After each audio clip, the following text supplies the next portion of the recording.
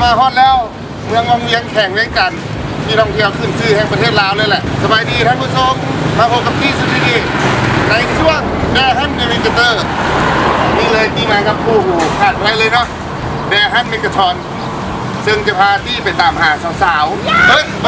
เมนสาวๆไปตามหาลูกค้าที่ใช้รถแดฮันตัวจริงว่าจะเป็นตัวไหนนั่นไปกันเลย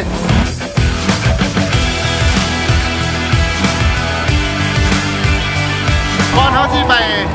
ผู้จักกับผู้นำไส้รถตัวจริงนี่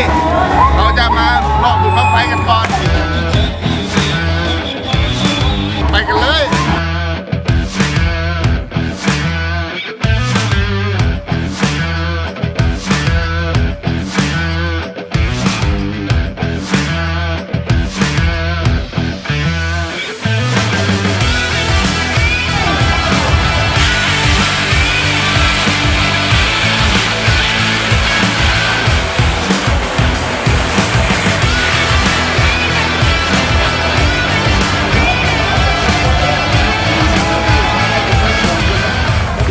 พอกันเลยเนาะสวัสดีเลยเขามาจากบริษัทโคลาวเนาะมาเพื่อสัมภาษณ์ลูกค้าตัวจริงการไล่รถของอ่าวนะเป็นยังไงเนาะโดยขออนุญาตเนาะอ่าวชื่ออย่างเนาะเจ้าชื่อวงพระจันทร์ให้ช่วยรถมาได้กี่ปีแล้วนี่เจ้าโอ้2 ปีที่เข้า3 ปีโดยการนำไส้พันธุ์มาเป็นยังไงโอ้มันเริ่มเป็นหลายใส่เครื่องมันจะได้กลัวตัวเก่ารุ่นน้อยรุ่นโอ้มันน้อยตัวนี้ใช้ได้5 ต้นตัวนี้ใช้ได้3 ต้นตัวนี้ได้5 ต้นเลยเนาะใช่เต็มได้หลายเนาะไอ้เขาประกอบอาชีพที่ไหนเนาะไอ้ก็ขายอย่าง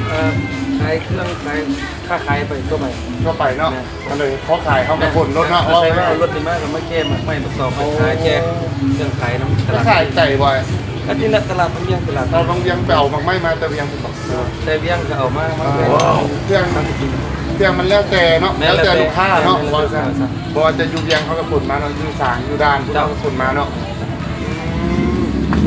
แล้วไอ้มีอย่างอยากตำหนิส่งข่าวฮอดบริษัทเขาบอยอยากให้ประชาชนคนได้หลายขึ้นได้โควต้าที่ว่าพวกเจ้าได้ขายหลายๆขึ้นเนี่ยลดลงอีกหน่อยนึงเรื่องการคือว่าเน้นใจเงินเดือนของประชาชนในของทุกชั้นกับบุคคลเนี่ยได้เดือนละล้านเนาะลักษณะนี่ได้คือว่าพ่อแม่ประชาชนจะส้มใช้ได้หลายอ๋อได้เดี๋ยวมันจุดพอดีก่อนที่ว่าส่งตำนี้ไปฮะได้บริษัทจะเข้าใจได้หลายและนี่ก็คือบทสัมภาษณ์ลูกค้าตัวจริงที่เมืองวังเวียงแข่งเวียงจันทร์ของแดฮันเนวิเกเตอร์และที่จะพาทุกท่านไปเสยต่อนั้นติดตามที่ได้ตอนต่อไปบ๊ายบายท่านสามารถเข้าร่วมลิ้นกิจกรรมรุ่นรับของรางวัลนำพวกเขาได้เพียงแต่ทานเฮ็ดตามกฎกติกาง่ายๆดังนี้กดไลค์กดแชร์วิดีโอนี้พร้อมแท็กหมู่5 คนแคปหน้าจอโพสต์ลงก้องคอมเมนต์พร้อมแฮชแท็กคำว่า Dahan Motor Lao สำหรับท่านใดที่มียอดไลค์ยอดแชร์หลายที่สุดจะได้รับรางวัลดังนี้รางวัลที่1โทรศัพท์ Samsung J1 mini จำนวน1รางวัลรางวัลที่2จอกเมกะทอนจำนวน3รางวัลรางวัลที่3เสื้อยืดแดฮันจำนวน5รางวัลเพียงเท่านี้ท่านก็สามารถลุ้นรับของรางวัลนำพวกเขาได้ง่ายๆ